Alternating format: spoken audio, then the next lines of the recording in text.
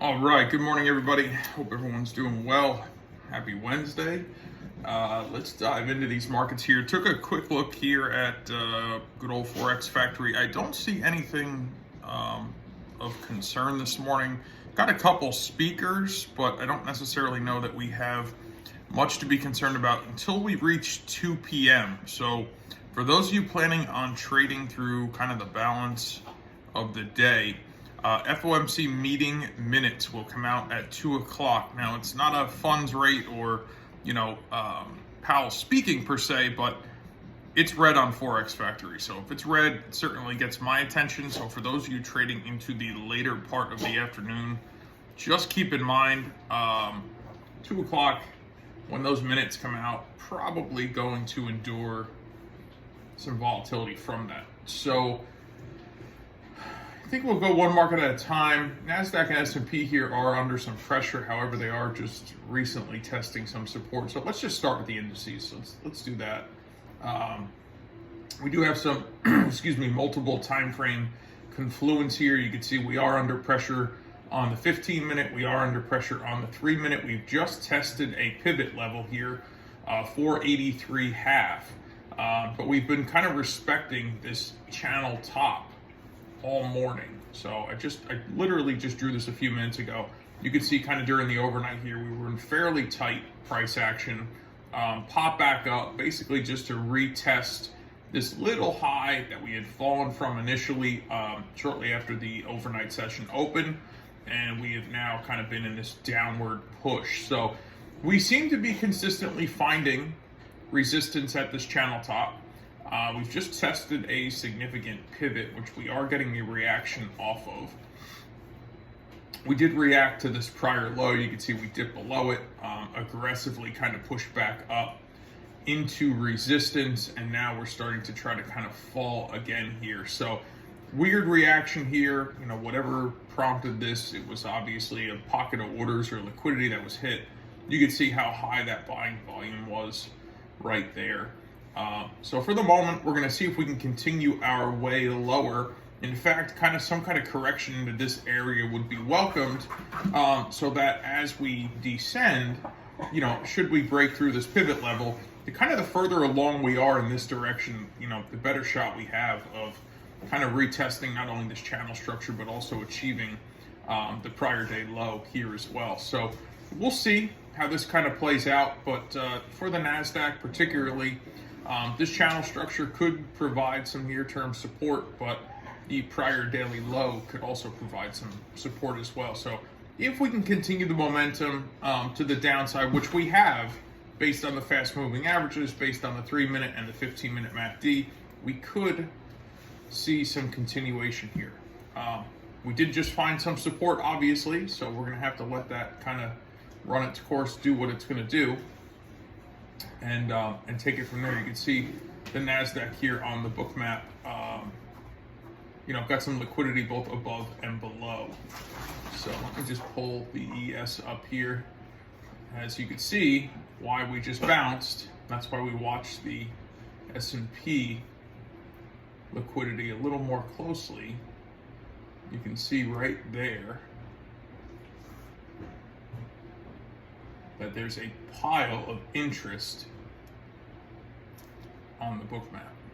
So that's what's giving us that little kind of retracement. So we'll see if the S&P here, as it just dipped through its prior low, obviously we dipped into some liquidity here. We are getting some support. The S&P is certainly much more choppy than the NASDAQ is. While we did take this dip lower, we've been really in this consolidative state since 4 to 5:30 roughly. We've just been kind of back and forth. We do have multiple time frame momentum to the downside. However, the price action in itself is really not that clean. By looking here at the 3-minute MACD, this modified MACD does give you some insight to saying, hey, if we're not trending with an advancing or declining histogram, then we're just not trending. And this paints a very clear picture that price action here is just certainly not trending well. So Keeping that in mind, we literally just dipped here below this prior low, found that big pocket of liquidity. We are getting a reversal at the moment, at the same time testing a NASDAQ pivot. So going to be looking for some downside continuation here. We are below 5,000 on the S&P rather. So we'll see if we can eat this liquidity here and keep the momentum going to the downside. But for the moment, obviously we are finding some support. So let's take a look at the commodities here. Gold is also trending multiple time frames here to the upside. You can see we're above both of our VWAPs here. We do have our kind of fanned out moving averages, which does provide some, nice momentum confirmation. We do have the 3-minute MACD trending pretty nicely. We have the signal line trending above the histogram on the 15-minute MACD here. So we are getting that multiple time frame confluence. As far as the price action itself is concerned, you can see we're pretty stuck here between like 41 and 37. Like we spent a lot of time here. Whereas, we did have, a real uptrend here during the overnight. Like this is from, what is that, 8 o'clock, kind of into midnight roughly. Look at that nice fanned out, those moving averages, right? That tells you that when you can see the 21, the 13, the 8, and price above it, that means that we are trending, right? Look at the MACD nice and strong here. All right, the 15-minute MACD doesn't catch up till kind of later in the move, which is not, abnormal. Ultimately what we're looking for is once the 15-minute is genuinely established, because this is just really a recovery from yesterday's sell-off, right? So we talked about this yesterday morning, and we never were able to overtake that area. So the market did what? It sold off. So if you looked at this on a 15-minute time frame, this would just be a big wide area of indecision, right? We put this in perspective, like, oh man, this was really a great move. Was it really a great move? Or is it just because we're looking at a 3-minute time frame? Right? It never hurts to dial up the chart and go, well, it wasn't as impressive as it originally appeared. Because if you put this on a 1-minute chart, you'd be like, wow, that's like the run of the century. But it's really not, right? Like this is really just a recovery from yesterday's chop fest to the downside. And then ultimately, we grabbed a little bit of liquidity above yesterday's high, and then the market fell back again. Sequentially, we have placed a couple series here of lower highs. We have higher lows intact here, so there is a pretty good chance we could certainly revisit this area, but clearly there was rejection here yesterday and rejection here during the overnight. So if we can genuinely see some continuation and momentum outside of this prior price action, gold could set the stage here for a run towards 2047. So we have a big gap, right? From yesterday's prior high, the overnight fail, 43.5, we got a gap up here to 47. So that's a pretty good run if we're able to kind of break through this area. I would consider from here to here being, notable failure ground, so resistance. But if we can get above, 43.5, 44, probably got 30, 35 ticks to potentially run here to the upside. Just to paint the picture of kind of what the channel structure itself looks like, that we're kind of trending with at the moment, if my computer will cooperate.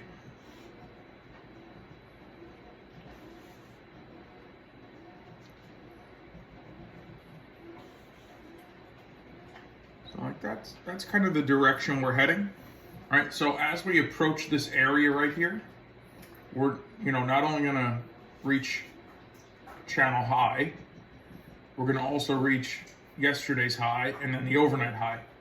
So this area, like I mentioned before, is gonna probably provide some key resistance for the balance. I shouldn't say the balance, but at least the near term here. Right, we need to overcome this area with significance in order for price to afford the opportunity to kind of cross that path into trading towards 47. Not impossible. We got multiple time frames here kind of supporting all of that. And then we'll take a look here at crude oil as well. Crude oil's made a really kind of nice, this is really not a double bottom, okay? This is just a very mild higher low. And from there, we are recovering pretty nicely. So we've just kind of come through these pivots here, which you can see we sold off of very aggressively, right? We set a low, we pushed back up, we broke that low with a vengeance. And I mean, we just pummeled lower, hesitated, pummeled lower, hesitated, pummeled lower, right? So that is what it is. We just had a very aggressive sell-off.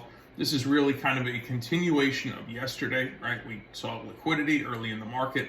We pushed higher. We talked about liquidity in this area, that if, you know, there was a chance of failure here if we weren't able to retest these prior highs, right? We talked about how these were all stacked up, right? And we came short of it because there was just too much selling up in here that the buyers ran out of energy by the time they got there to overtake it, you know, and ultimately we took this big 100 tick roughly reversal.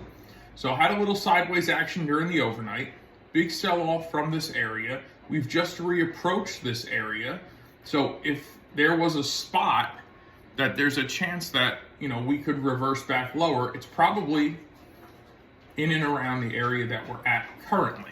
Now, liquidity wise, the next bulk of liquidity, we consume some at 77, is going to be at 77.30. So that would be basically retesting, you know, this high right here. So if we can keep squeezing higher, get above this level, we would probably, you know, talk about somewhere in between these two highs as, you know, being notable resistance. But then it really all comes down to kind of how we do right here, because this is the origin of this aggressive tumble lower, okay? So we'll see how we kind of do in this area if we can keep that momentum going higher from here. And if we can, wonderful. Like, we'll just keep, you know, recovery in mind. Now, as far as the 15-minute bias here goes, you know, we're still well below the zero line. Never mind about the histogram on the 15-minute time frame. We are trending nice and strong on the 3-minute. And this, again, could just be a recovery from this sell-off here, back into some area of notable supply that could drive the price back down. I would say on the bigger picture that crude is probably experiencing some bigger time frame pressure. We'll take a look at the 15-minute charts on all these as well. So here's that like big topping pattern, right? You can see it more clearly on the 15-minute chart. Like we're just failure, failure, failure, failure, failure, set a lower high yesterday. So, I mean, I would say on a higher time frame scale, we are under pressure.